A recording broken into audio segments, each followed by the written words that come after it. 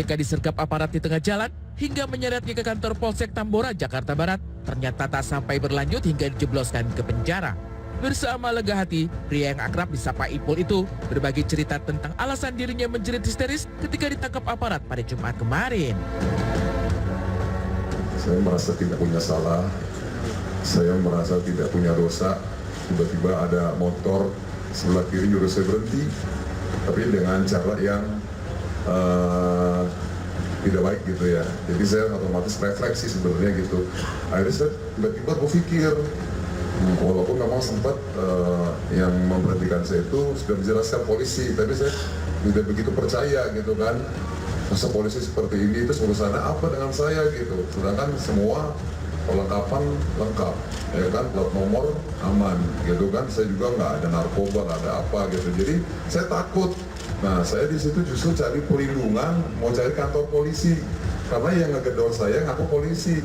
Di situ saya makanya saya jerit, saya bilang, akhirnya saya berpikiran negatif. Saya mohon maaf banget kepada tim dari Polsek Tambora yang saya tiba-tiba udah berpikir negatif. Saya pikir begal. Itu pengamatan hasil observasi yang dilakukan mengarah kepada satu orang yang sudah dicurigai dan sudah dipantau lama atas nama R, dan diketahui R pada hari kejadian melakukan transaksi narkoba dengan menjual narkotika jenis sabu kepada S atau Stephen di wilayah Kelurahan Kedaung Kaliangke, Kecamatan Cengkareng, Jakarta Barat. Aparat membutuhkan mobil Bang Ipul lantaran sang asisten ternyata telah jadi target operasi. Asisten yang selama ini dipercaya nyatanya pemakai barang haram narkoba. Terungkapnya kedok sang asisten sontak membuat Bang Ipul kaget. Tapi benarkah sang asisten sampai terseret narkoba lantaran tekanan kerja? Jadi saya juga sempat nggak percaya kalau ternyata asisten pribadi saya dia salah satu pemakai narkoba. Dan alhamdulillah atas izin Allah, saya dari mulai kecil sampai usia saya sekarang tidak pernah yang namanya menyentuh narkoba. Sedikit pun, setetes pun, seapapun tidak pernah di dalam tubuh saya.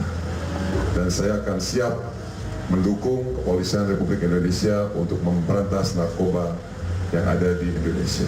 Itu saja. Terima kasih. Dari hasil penggeledahan di kendaraan pelaku, penyidik menemukan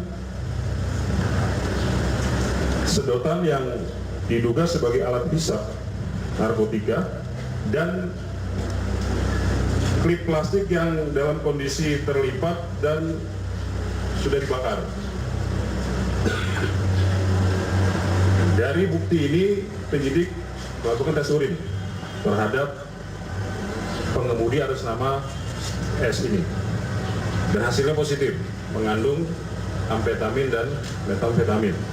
Dengan kejadian seperti ini, saya bersyukur ternyata orang di dekat saya ada terindikasi narkoba. Tadinya saya nggak tahu, jadi saya sangat berterima kasih sekali. Bang Ipul memang tak pernah curiga jika asisten pribadi terjebak dalam kurungan barang haram narkoba. Pun ketika sang asisten berniat melakukan transaksi dengan penjual narkoba dengan alasan membawa perabot masak tak terpakai milik Bang Ipul untuk diberikan ke sang mama, Bang Ipul sendiri malah berbaik sangka. Tapi apa dikata, kedok itu akhirnya terungkap juga.